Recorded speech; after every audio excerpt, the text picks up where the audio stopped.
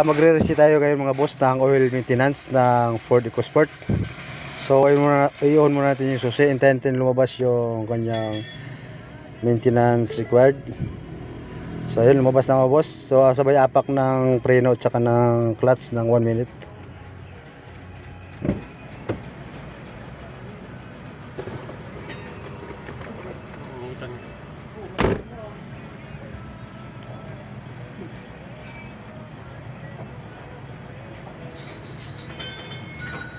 So hintayin lang natin maka 1 minute tayo mga boss. So sabay off natin yung susi, tapos start natin.